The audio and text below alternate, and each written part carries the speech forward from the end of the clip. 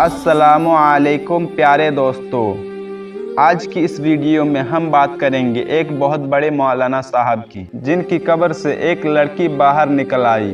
दोस्तों, ये कैसे मुमकिन हुआ और इसके पीछे क्या राज है? यकीनन यह दिलचस्प वाक़या है। आप इस वीडियो को लाइक करें या ना करें, लेकिन आप इस वीडियो को पूरा आखिर तक ज़रूर देखिएगा। दोस्तों, वाक़या कुछ इस तरह से है कि मक्का मुकर्रमा में एक मर्तबा एक आलिम दीन का इंतकाल हो गया। उसे मुसलमानों की एक कब्रिस्तान में दफन कर दिया गया। उनकी मौत के कुछ साल बाद एक और शख्स का इंतकाल हुआ।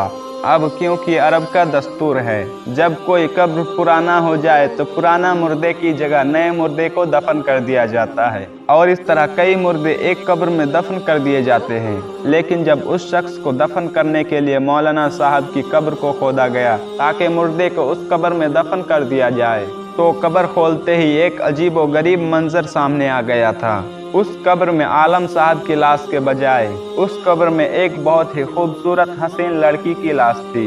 वो लड़की किसी दूसरे कंट्री जैसे अमेरिका, फ्रांस वगैरह मालूम होती थी।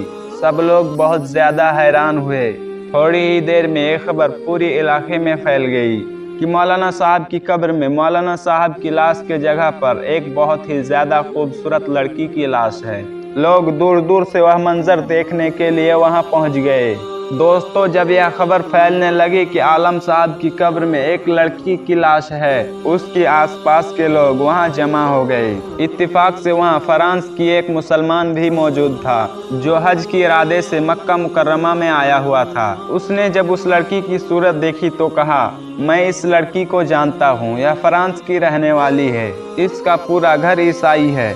लेकिन यह खुफिया तौर से चुपके से मुसलमान हो गई और इसने मुझसे ही कुछ इस्लामी किताबें पढ़ी थी, और यह फिर कुछ दिनों के बाद बीमार होकर मर गई। तो उसके घर वालों ने उसे ईसाइयों की कब्रिस्तान में दफन कर दिया था। अब बात यह है कि उसकी लाश मक्का की कब्रिस्तान में पहुंच गई है। लोगों ने कहा इस लड़की की मैयत यहाँ होने की यह वजह हो सकती है कि यह नेक और मुसलमान थी। लेकिन फिर आलम साहब की मैयत कहाँ गई? उसका लाश का क्या हुआ? फिर किसी ने कहा कि हो सकता है कि आलम साहब की लाश इस लड़की की कब्र में चली गई हो। वो जो फ्रांस का मुसलमान था, उसने कहा कि मैं कुछ दिन में हज से फारिग होकर फ्रांस चला जाऊंगा, फिर मैं इस लड़की की घर वालों से मिलकर इस लड़की की कब्र खोद कर देखूंगा कि आखिर क्या मामला है। लोगों ने कहा कि ठीक है, और लोगों ने एक आदमी को उसके साथ भेज दिया। वह आदमी अपना मुल्क जाकर उस लड़की की घर वालों के सामने सारा वाक़या बयान किया। तो लड़की के घर वाले ये सुनकर बहुत हैरान हुए। चुनांचे ये हकीकत जानने के लिए उन्होंने इस लड़की की कब्र को खोली, तो लड़की की ताबूत में आलम साहब की मैयत थी, जो मक्का में दफन किए गए थे। वो लोग बहुत हैरान और परेशान थे कि आखिर ये माजरा क्या है। जब यह खबर मक्का मुकर्रमा में पहुंची कि आलम साहब की लाश ईसाइयों की कब्रिस्तान में है, तो सबको बहुत हैरानी हुई कि लड़की की लाश मक्का में होना लड़की की नेक और मुसलमान होने की वजह है। लेकिन आलम साहब से ऐसा कौन सा गुनाह हुआ था जिसकी वजह से उन्हें ईसाइयों की कब्रिस्तान में पहुंचा दिया गया?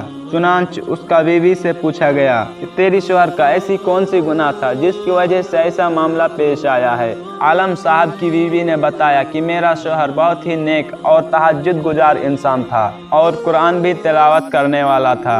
लोगों ने कहा जरा सोच कर बताओ, कोई तो ऐसी वजह होगी जिसकी वजह से इतना सब कुछ हो गया। बीवी ने बहुत सोचने के बाद कहा कि उसकी एक बात हमेशा मुझे खटखटाती थी। जब भी उस पर गुस्ल जनाबत वाजिब होता था, नहाने से पहले ये बात कहता था कि ईसाइयों की मजहब में ये बात बहुत अच्छी है कि उन पर गुस्ल वाजिब नहीं होता है, हमें तो सर्दी में भी नहाना पड़ता है।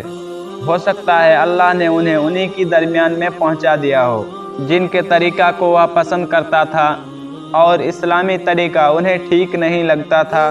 दोस्तों, हो सकता है कि इस वाक़या से लोग इत्तिफाक ना करें कि बोलने से पहले अल्फाज इंसानों की गुलाम होते हैं, लेकिन बोलने के बाद इंसान अपनी अल्फाज का गुलाम बन जाता है। लिहाजा हमें चाहिए दोस्तों कि कुछ भी बोलने से पहले अपने अल्फाज को मुकम्मल कंट्रोल करें। मुंह एक दुकान है और ज़बान उसकी ताला। जब ज़बान खुलती है तो मालूम चलता है कि दुकान लोहे की है या सोने की। दोस्तों, हम और आपको ज़ुबान खोलने से पहले यह सोच लेना चाहिए कि मेरे बोले हुए अल्फाज अल्लाह और उसके नबी का खिलाफ तो नहीं जा रहा है। अल्लाह ताला हम सबको अपनी ज़ुबान को कंट्रोल करने और शरीयत के मुताबिक बात करने की तौफीक अता फरमा, आमीन। तो प्यारे दोस्तों, आज की यह वीडियो आपको कैसी लगी हमें कमेंट करके ज़रूर बताइएगा, और अगर वीडियो अच्छी लगी तो वीडियो को ज़रूर शेयर कीजिएगा। आज के लिए इस वीडियो में था बस इतना ही। मिलते हैं फिर अगले वीडियो में। खुदा हाफिज़।